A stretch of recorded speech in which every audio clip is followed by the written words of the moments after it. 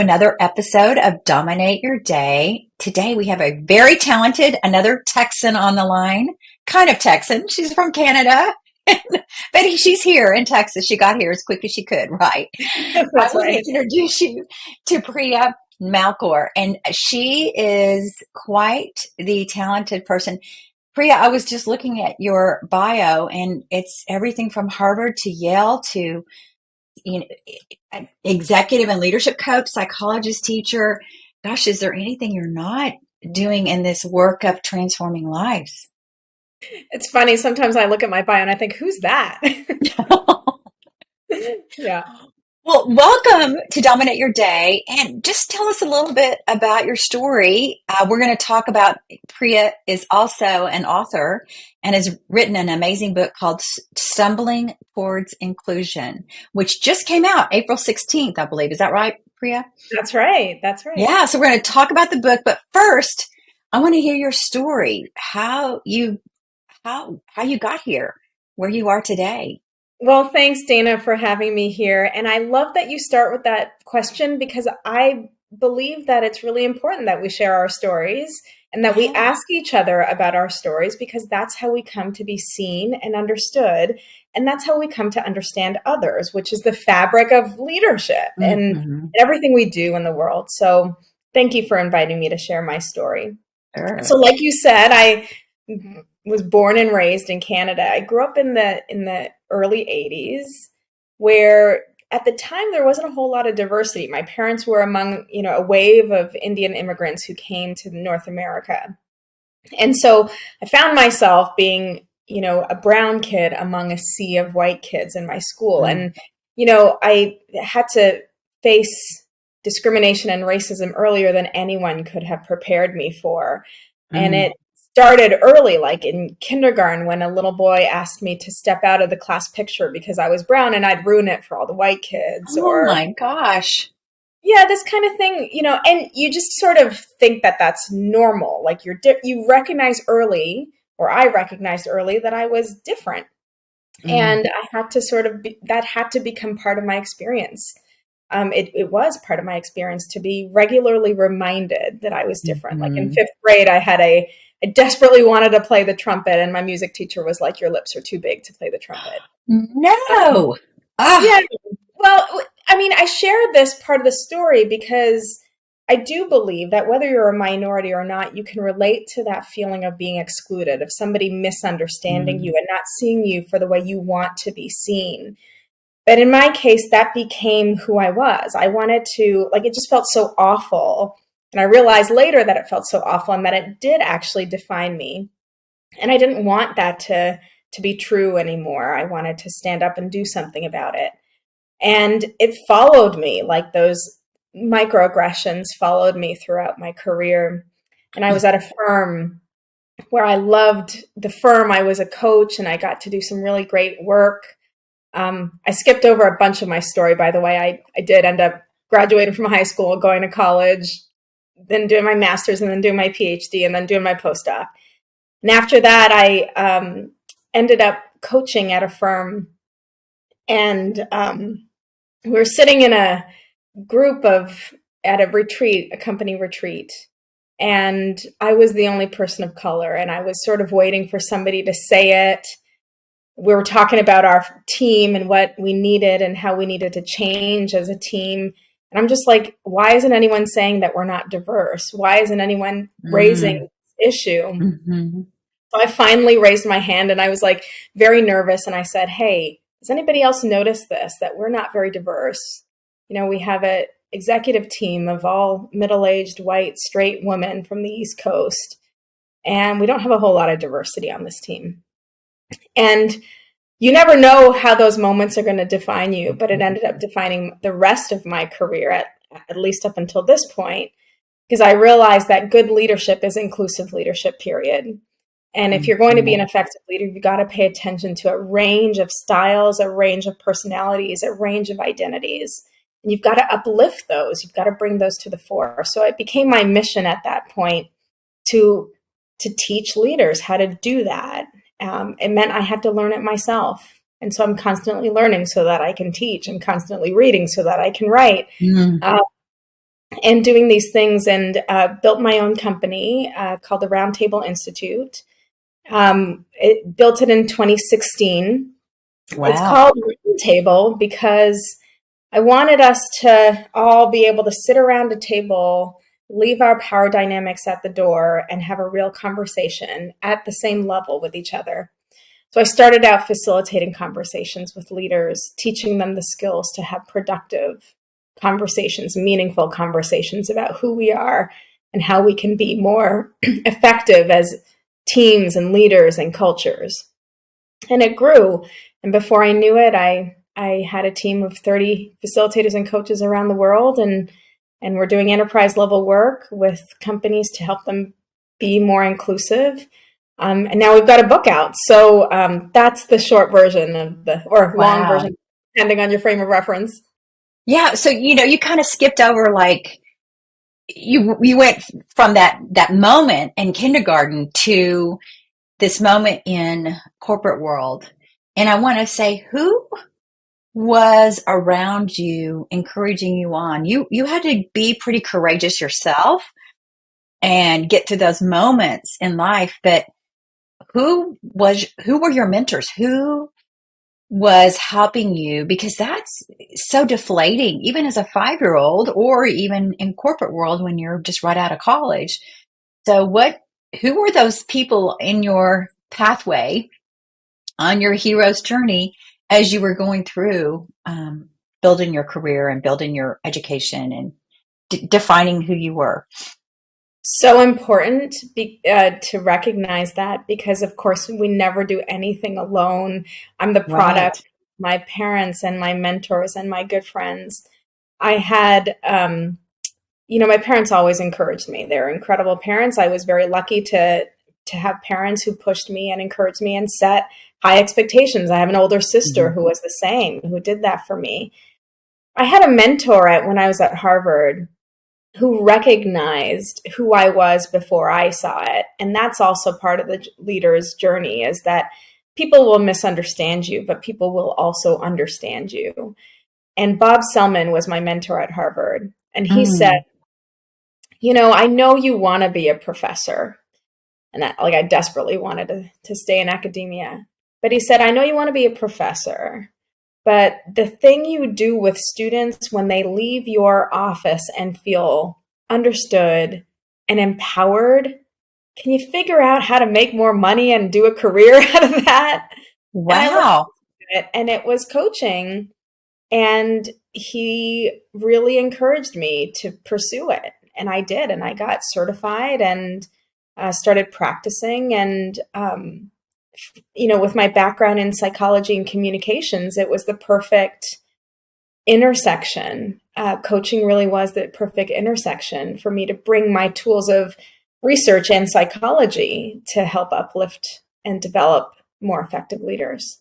Wow. So it's that moment in time, when you look back at the pivots in your life, that was a pivot, right? Um, Absolutely. Yes. and then let's talk about the next pivot, which when you called the question in a corporate meeting and said, where's the diversity? What Yeah. was the feeling you were getting there? Somebody gave you that courage to go ahead and say that. They gave you that psychological safe space to make that statement. Now you're helping people all over do that. But how did that happen? Well, this goes back to this, if you're a coach, you've got to practice what you preach. Yeah. You can't just tell your clients what to do and not do it yourself, because then you don't have any credibility with your clients or Wow. with yourself. So I had found myself working with clients who were really inspiring. They were being courageous in their workplaces. They were sticking their necks out and speaking their truth and gaining a lot of power for themselves by speaking their truth. And in that moment, I remember thinking about 3 or 4 clients who I was like, okay, well, she did this, he did this, and they did this in the context of my coaching. So if they can do this, I can stand up for myself in this meeting. So I've been, the beautiful thing about coaching is it's reciprocal. My Mhm. clients appreciate me so much and praise the work we do so much, but I get so much energy from them too. They help me be a better coach. They help me be a better human and a better leader. So I would attribute a lot of that courage to my clients because they've shown me what courage really does look like. That is amazing. So let's kind of you kind of got out of the corporate world and said, I'm gonna start my next gig Yeah. on this journey. And did you move to, and you had already moved to Austin at this point from Canada? Yeah. Yeah. Well, so I went from Canada to, I went to Yale first. That was my first stop to do my master's in public health. Of And course, then this high learner, yes. right? And then from there, I went to Harvard to do my doctorate in education and then moved to Philadelphia to do my postdoc in communications. Went back to Boston for a few years and was in academia. I was teaching for a couple of years. And then, my kids were young. I noticed that I could run my consulting firm from anywhere. I wanted to be in a place where it was a good place for my kids to grow up. And honestly, I really wanted them to be bi and trilingual. So where could they get access to good Spanish education, Spanish immersion education? And where could we get more land for less dollar? And we moved to Texas. It was like I didn't put a lot of thought into it. We moved here. And it was a good place to start a family. It was a good place to grow a business at the time in 2014 when we moved here, when the kids were young. And now what I found about Austin in particular is it's full of transplants. It's full of Hmm. people coming from Boston and Chicago and New York and California. And so because we don't have biological family, we have become each other's family. And now I can never leave Right. because of the community I built here. It just the roots are so deep. And these are people who I've got their back and they've got my back. And we're in it. Like we are in it together. And that feels really, really strong. That I've never wanted anything more than a sense of great community. And I've gotten that here in Austin. That's awesome. When you were sharing about the land and the language, I was like, we don't want any more people coming. No, right? Let's keep it a secret. I Let's know. keep it a secret, but I think it's out. Yeah. It's out. But I love, and you talk about community, which is so important as an entrepreneur, so important for well-being. There's so many things that play into that, and we don't think about that as much. I Yeah. mean, we think about community at work, but both, right? Those people that have your back. Yeah. So I'm excited to hear more, not only about your personal life in the community there, but also about your community at work and how you built your team and then how you got started on this book. So can you do a little bit about your team and how you said the next thing you knew, you had 30 people around the table. So Yeah. I know. I know. around the world. Yeah. But it just happened like that. So there was some thought put into it. And the first thing is I wanted a very diverse team. And I'll say this for, my first, you know, motivation for that was selfish because I Mm, know that the more diverse the team is, the more I'm going to learn and grow. And so I wanted to surround myself with people who were quite different from me and also had a really solid foundation in facilitation and coaching. mm. So luckily, I have a pretty good network, a pretty good professional network, and I just asked them, send me your best coaches, send me your best facilitators. And I started interviewing and auditioning people. And I'll tell you, Dana, I liked everyone I met. So it was really hard for Wow. me to pick and to whittle it down because everybody's got a gift. Everybody's got a special Mhm. talent and a special voice. And recruiting for this team was hard and challenging because I trusted many people. I was impressed by many, many people. Um, so I had to really discern between people who were really committed to inclusion and Mhm. equity and diversity. That became the differentiating factor because there are a ton of great coaches out there, but not all of them are deeply and personally connected to this mission of inclusion and equity. And now I've built my team and I wanted to go global. So we've got Mhm. coaches all around the world. We coach in multiple languages. And I knew that together we could have a really cohesive message around inclusive leadership. At the same time that I was building this team, this Jedi for Leaders program was taking off. This was right in the early days of the pandemic, and particularly post George Floyd.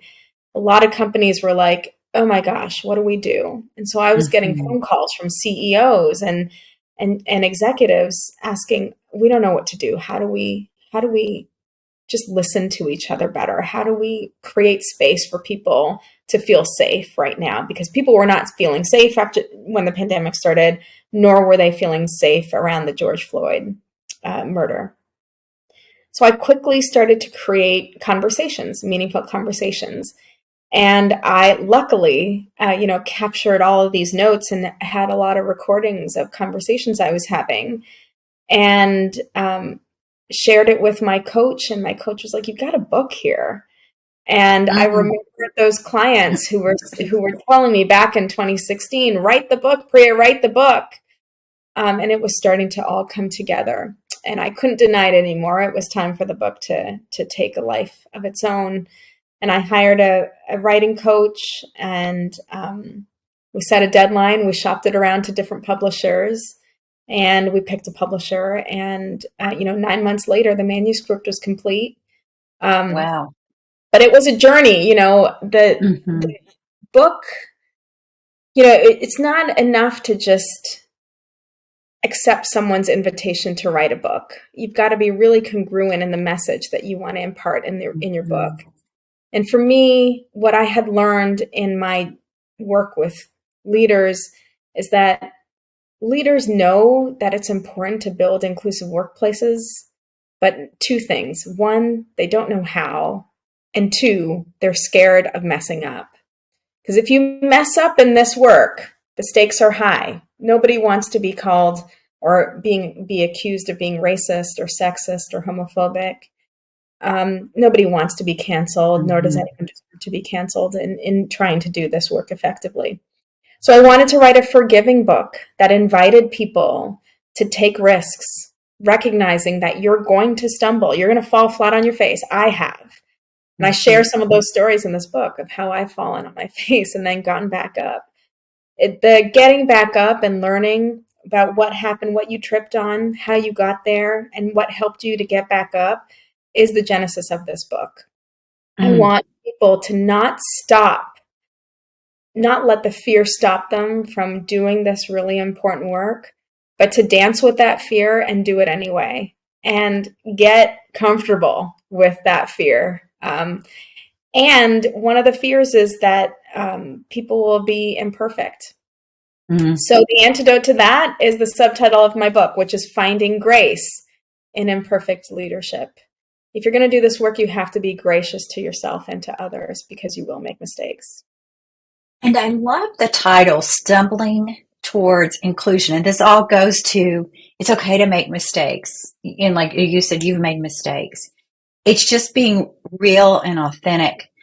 So I'm going to ask you this question, and I feel this a lot from the corporate executives and leaders, is they are afraid. There is this fear. But how do you break through that fear to help them find their authentic self and lead with their personal brand? Yeah. And then lead towards inclusion? It's a great question. So one is you have to allow for imperfection. That means that, you have to tell people who you are. You're a human, and part of being human is making mistakes. So as a leader, if you can accept that you're imperfect, guess what? You're going to give permission to others to be imperfect too. So that means you're going to be more disarming. People are going to drop down their defenses in the face of a leader who's willing to be vulnerable and make mistakes of their own. But it's not enough to just make mistakes. What I talk about in the book, which is really important, is when you make a mistake, one, you must recognize that you've made a mistake. And two, you must repair the mistake you made, because your mistake might have inadvertently harmed or hurt other people. And you can't just walk away from that. You've got to go back and repair. And repair means understanding the underlying belief that you had that made that mistake in the first place. Because if you understand that, you're not going to make that same mistake. None of us want to hurt anyone. At least that's what I believe as a human. None of us want to hurt other people. So we're going to learn from our mistakes. So we can't expect people to be perfect. We can and should expect that people will make mistakes, but repair any harm that is done from the mistakes they make, and to learn and grow and change their ways based on the mistakes they've made. I love that. And I think you're giving a big permission slip with this book to leaders to say that, and to give them, this is okay. Just recognize it and repair it, but don't hide it. And I love that you're giving that permission space, the permission slip in this kind of, and creating that space. So what are some like 3 or 4 takeaways from the book that you want people, once they read this, to take away from them? You mentioned JEDI, and I want to make sure we explain what that is, but kind of, if you can talk about JEDI and then talk about the takeaways from the book, that would be great. Sure. So JEDI is a convenient acronym, right? Like everybody remembers JEDI. Mm-hmm. JEDI stands for Justice, Equity, Diversity, and Inclusion. And it's really a toolkit for leaders to bring into their leadership and to their workplaces to create those open spaces where everyone feels that sense of belonging and that they're valued and understood. There's a few takeaways. One is we're going to make mistakes, right? But what we want to do eventually is to minimize those mistakes, minimize the impact of those mistakes. So the idea of the book is, there's a quote that is, nature loves small errors. So we're going to make errors, but we have to make them smaller over time. If we're checking those errors and they are getting smaller, then we know we're moving towards our desired outcome. Okay. So one takeaway is recognize the errors you're making and try to make them smaller over time. I love that. Don't make big mistakes. Yeah. Don't make, and you will make big mistakes, but repair. 2, one of the big ways that we can minimize our errors and make them smaller is by being really curious about people and being curious about ourselves. I would love for all of the people who read this book, or anyone whose lives I get to touch, or anyone I get to coach, to wake up in the morning and say to themselves, what can I learn today? The more curious we are, the more open we're going to be to different experiences and to checking our own biases and assumptions. So if we're curious, it also means we're going to listen differently. We're not going to assume we know things about other people. We're going to listen, and if we listen differently, we're going to ask different questions.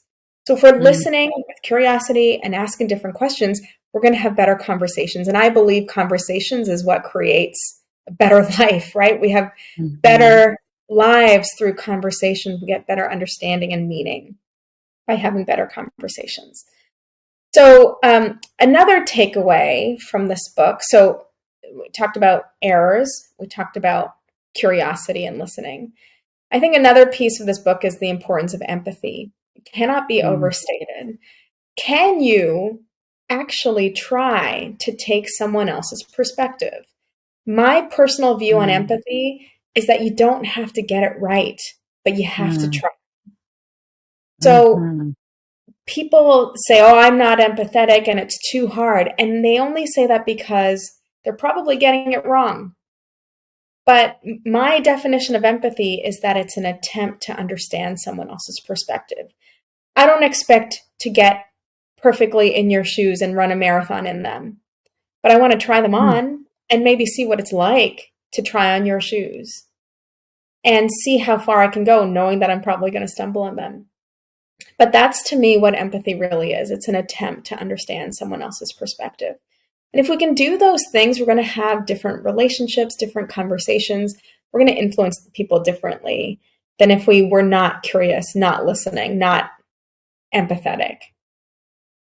It's so powerful. And I think it sounds so easy, but I hear from leaders, oh, I don't have high empathy. Well, what you're saying is it's okay as long as you listen and you care, right? You're trying to take that person and get in their shoes and figure out what they're going through. Because none of us know what the other person. I always tell my husband that when he's honking at Exactly. somebody, I said, that person could just be coming from the hospital. Don't be honking at them. We Right. don't know. Yeah. We Yeah. don't know. And so how do we help that leader that's low in empathy find that way? And what you're saying is the pathway to that is just to picture themselves in their shoes or picture themselves Try what it, they might right? be So going like through. I tell my kids too, my daughter's in seventh grade, my son's in fifth. I said, your effort matters more than your outcome. You're going to learn more Mm, from your effort. So put in some mhm. effort to learn how other people are doing. And when you put in that effort, you're going to get more curious than if you're just trying to get it right. Who cares if you get it right? What matters more is that you're trying and you're showing that you're trying. I love that. And I love that you've got two preteens. Oh, yeah. So you're probably teaching them a lot about what you're teaching corporate leaders, right? I'm Um, teaching them a lot. They're teaching me a lot. yeah, yeah, that's right. That's right. But you said that too about the people you coach, you're learning from them. So Yeah. it's kind of the same. You have that heart to learn and not to be the coach that knows it all, but to come in and learn and grow. Yeah. And I see why your business has just excelled because you grew up back in the 2016 before COVID, before all that. Now looking back at COVID, looking forward, where do you see the workplaces going around this whole initiative? Because I love your approach with, really stumbling towards it. But where do you see we're going? Do we even know what the workplace is going to look like 5 years from now? I don't pretend to know what that's going to look like. I'm surprised every day at stories that my clients tell me. I'm surprised also because I'm a very curious person, but Yes. I don't have any expectations of what's going to happen. But what I do know, I think there's a few things. Um, it's going to become increasingly important to be an effective leader. All of us Mm, are leaders. mhm, All of us have to recognize the power that we have in influencing the people around us. Whether we like it or not, we are influencing the people around us. mhm, I don't care if you're an executive, you're an individual contributor, you're an intern, or anything else, you have influence. And mhm, so that's not going away. We all have to embrace the power we have to influence the people around us, and we may as well leverage that and learn about it. mhm, So I think that's definitely going to be important. Another thing that I think is going to be important is, especially as Gen Z continues to grow and millennials continue to develop, um, we're going to have more diverse workplaces. We can't deny that. mhm, We're going to have to learn how to manage, navigate, amplify diversity for the business benefits, but also the personal and social benefits of diversity. mhm, And that's not going away. We might talk about it in code language and use different words for it, but our workplaces are diversifying. I personally think that's a really good thing and a really exciting thing and a challenging thing. And we've got to understand and learn how to manage that and amplify. mhm. Good thoughts. I think if you could go back and talk to that little boy in the kindergarten, what would you Mm. tell him now? What would you tell him?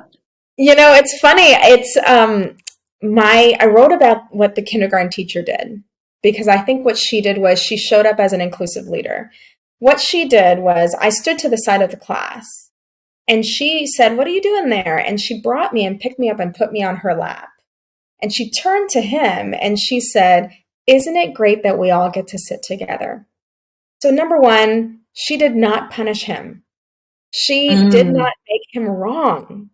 But what she mm, did was she took a situation and she equalized it, right? She made it a beautiful, together, a unifying situation instead of one that was separating and discriminating, right? So we need more leaders like the wow. kindergarten teacher to not punish people for getting things wrong or even naming that it's wrong, but instead turning it around and finding the positive and the beautiful moment in that I situation. love that. I had no idea. I want to see that picture now. It's like, I know, I I need to see know. that picture.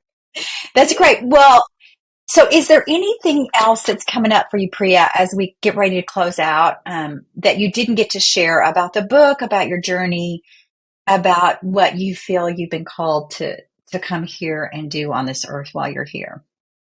Well, I love the questions you've asked me. They've really got me thinking. And one thing I think that I just think I'm grateful for and I continue to be obsessed with is the power of good friendships. We Mm, talk about professional networks, we talk about mentors, but the truth is, when we have good friends, we're going to go far because they're going to mhm. uplift us. We're going to uplift them. They're going to help us maximize our potential. So if you're going to invest anywhere, I think invest in great friendships. And you don't have to have a million friendships, but having one or two great friends to help you see who you are and who you can be can make all the difference in your career and in your leadership journey. I think that's so powerful. And I'm thinking when you say that, I think back to Gallup's Q12 question of, do you have a best friend at work? Yeah.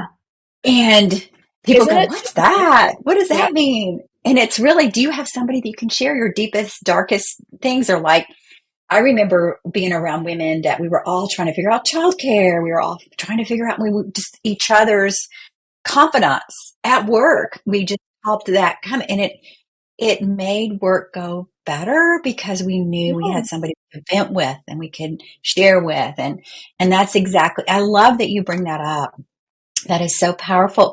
Well, Priya, tell the folks, all these amazing people watching you, how to find you and how to get your book, all that good stuff. Thank you. Thank you. Okay, Yeah. so my website is priyanalkur.com. And there's a lot of ways you can connect with me. So one is I would invite anyone listening to this to take the free assessment on the website. That's going to Oh, immediately tell you what your stumbling blocks are on your journey to building inclusive workplaces. So that's number one. They can connect with me on LinkedIn. I've got a following there, and I put out a lot of content. And I share a lot of my own personal stories. Like you said, this idea of sharing stories. I love mm. that. So LinkedIn and my website are the two places to connect with me. And then, of course, my book is available wherever you buy books. The audiobook will be coming out in May, so that will also be available. It's currently available on Kindle and in hard copy, and the audio is coming out soon.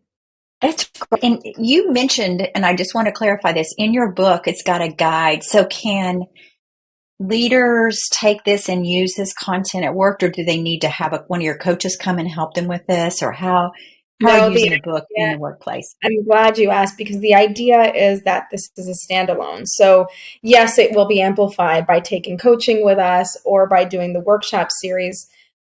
But, if that's not possible for you, this book is going to teach you how to listen, how to ask questions, how to practice empathy. It's going to teach you the why of inclusive leadership. It's going to teach you about some of our success stories and some of our failure stories so that you don't make the same mistakes that others have already made.